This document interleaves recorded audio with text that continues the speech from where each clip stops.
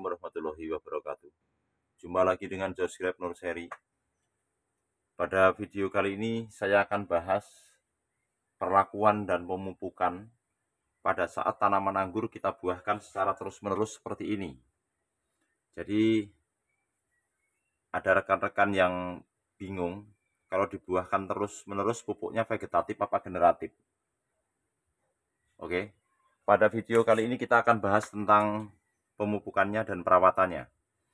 Jadi ini di pohon anggur ini terdapat banyak sekali buah dengan berbagai usia atau HSP, karena memang pemangkasannya tidak bersamaan.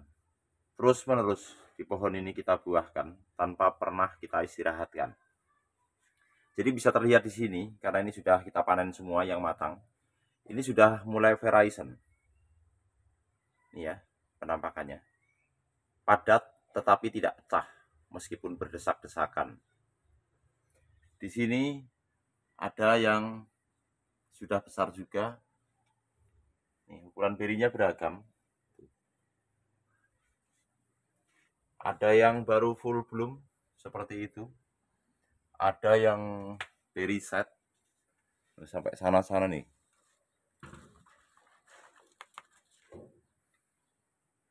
Cukup banyak ini buahnya. Nih. Ada yang baru beri set. Ini juga. Ini yang sudah jadi beri. Ini juga. Dan ini banyak sekali itu.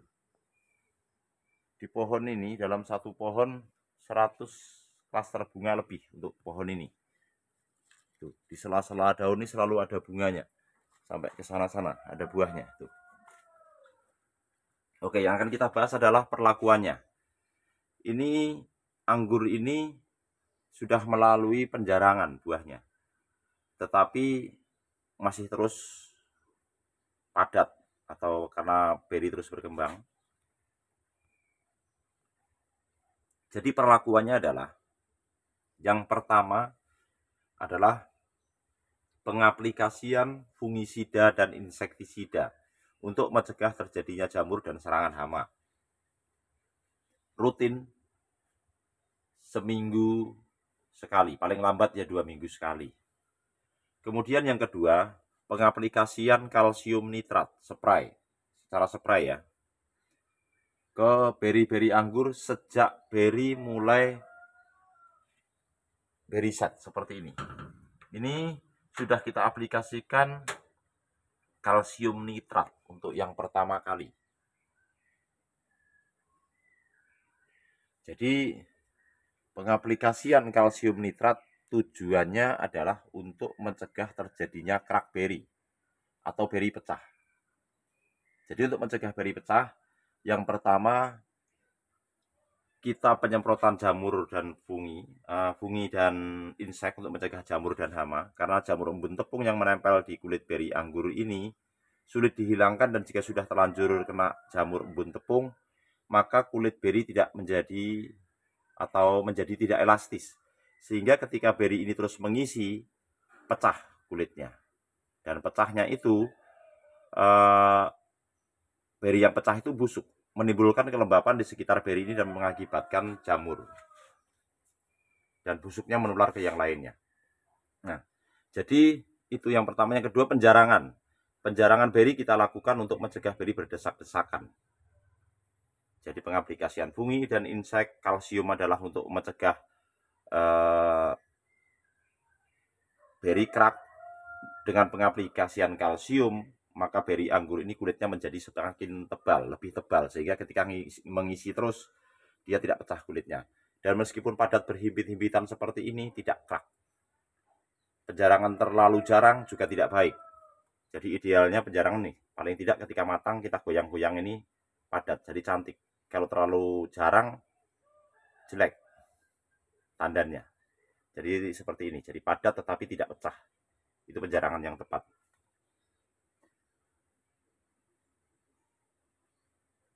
Selanjutnya adalah pemupukannya. Pemupukan pada fase ini kita sudah tidak melakukan pemangkasan dulu, karena ini bunga sudah mulai keluar semua. Jadi perawatan pemupukannya kita berikan pupuk POC dan NPK seimbang. NPK saya berikan 1 bulan sekali, POC saya berikan 1 minggu sekali. Melihat kondisinya, jika tanaman daunnya mulai mengecil, NPK-nya kita berikan 2 minggu sekali. Rutin. Tetapi kalau masih subur terus, kita berikan 1 bulan sekali. Tabur, kita taburkan NPK-nya. 1 sendok makan untuk 1 pohon. Oke, kita lihat di sebelah sini. Bunganya banyak sekali nih, buahnya. Tuh. Bisa dilihat.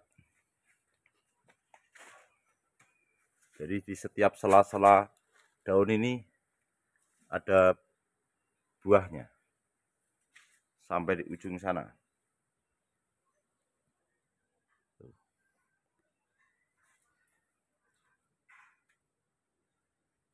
Nih. Cukup banyak ini buahnya. Jadi beragam HSP. Ini bisa dilihat. Klasternya cukup panjang. Tanpa GA3.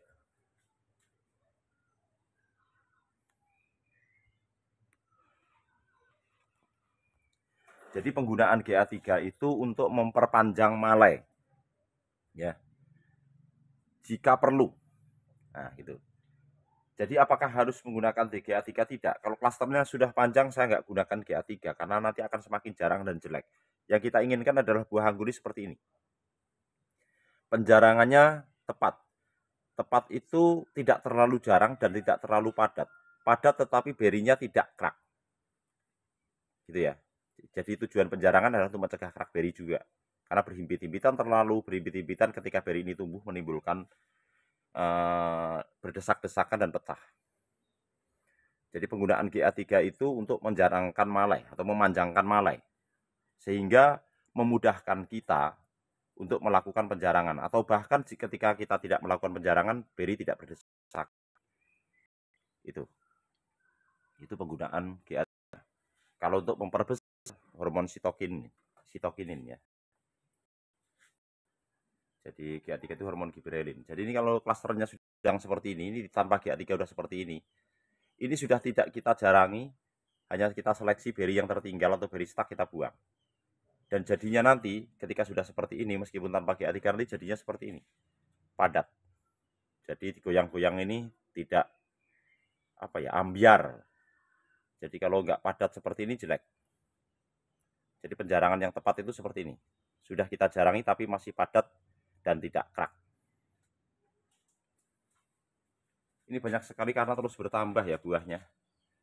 Jadi kawan-kawan yang membuahkan anggur terus-menerus seperti ini tidak ada masalah selama kita bisa mencukupi kebutuhan nutrisi di setiap fasenya yang dibutuhkan. Kita bisa melihat dari gejala-gejala pada daunnya. Jadi kekurangan unsur hara tertentu sebenarnya terlihat dari daunnya. Ini bunga masih terus bertambah seperti ini. Nih. Sampai sana-sana. Jadi memang di tempat ini anggur ini kita buahkan secara terus-menerus. Masih ada tuh. Tanpa putus. Jadi kita bisa memanen ketika ada yang matang. Jadi hampir boleh dibilang kita bisa panen sewaktu-waktu. Pertanyaannya, kalau panennya tidak serentak, nggak dapat buah yang banyak, Om. Oke. Dalam satu pohon ini, misalkan dalam 1 minggu itu matang 10 dompol atau 10 klaster, dengan tanaman hampir 100 pohon di sini, kita dalam 1 minggu dapat 100 dompol lebih. Kalau 10 klaster yang matang dalam 1 minggu dari 100 pohon, berarti kita bisa hitung berapa dompol yang kita dapatkan. Gitu ya. Jadi jumlah pohon menentukan. Pembuahan terus-menerus seperti ini karena pohonnya begitu banyak, jadi kita mendapatkan buah yang banyak pula. Meskipun kita tidak melakukan pembuahan serentak, tetapi kita selalu bisa memastikan ketika ada kawan-kawan yang datang bahwa anggur ini bisa dilihat buahnya, bahwa anggur ini juga bisa berbuah di tempat ini dan tidak ada masalah ketika kita buahkan terus-menerus selama kita mencukupi kebutuhan nutrisi yang dibutuhkan. Kekurangan nutrisi atau kekurangan unsur hara tertentu atau defisiensi unsur hara sebenarnya terlihat dari beberapa gejala yang nampak seperti daun mengering samping, menguning, mengerdil, mengecil dan lainnya. Jadi kita harus memahami anatomi tanaman anggur juga. Oke. Jadi seperti itu nih. Ini meskipun tanpa GA3 seperti ini, jadi penggunaan GA3 itu untuk memanjangkan malai sehingga kita kalau tidak sempat melakukan penjarangan, blueberry tidak berdesak-desakan. Tujuan kedua penggunaan GA3 adalah memperbesar beri, juga menghilangkan biji pada fase-fase tertentu. GA3 diberi aplikasikan 2 hari setelah bunga mekar, maka bijinya hilang kalau anggur itu memang seedless. Karakternya seperti Jupiter, varian-varian seedless ya, yang memang bisa dibuat tanpa biji. Ini sudah jarang, meskipun kita tidak menggunakan hormon gibberellin acid.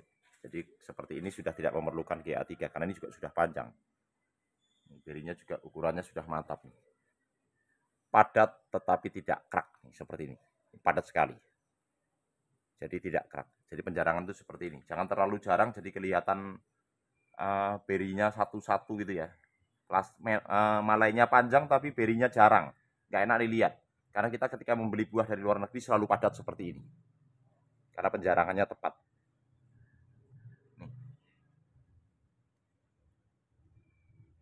Cantik. Ini yang sudah Verizon. Cantik juga. Jadi sangat banyak. Bisa dilihat di sini. Berinya banyak sekali sampai sana-sana. Jadi di sini terdapat ribuan klaster bunga yang kita buahkan terus-menerus nih. Jadi di hampir setiap sela-sela daun seperti ini semua ada buahnya.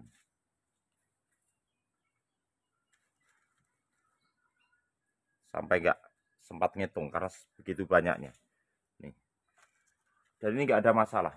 Terus sampai ke sini-sini. Nih, sampai ke sana-sana nih. Ada buahnya semua terus sampai sana. Ini pun sama nih, seperti ini. Banyak beri yang terus bertambah. Tuh. Di sini aja ada klaster bunga lagi tuh, terlihat.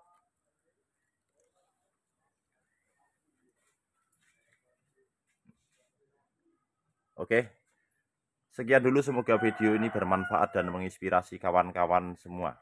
Terima kasih. Wassalamualaikum warahmatullahi wabarakatuh. Kebun Jos Grab Nurseri, lokasi 1.